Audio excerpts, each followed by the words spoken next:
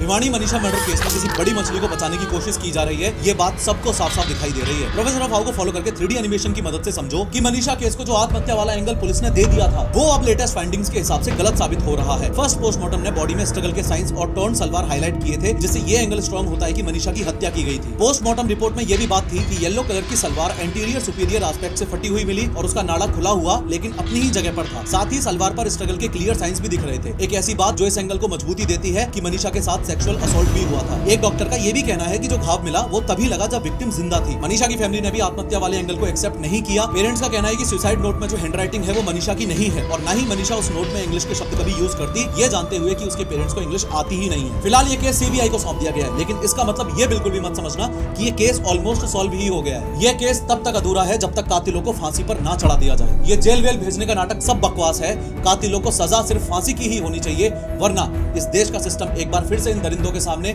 ये example set करेगा कि रेप और मर्डर जैसे हीनियस क्राइम्स के बाद भी जिंदगी तो यूं ही चलती रहेगी।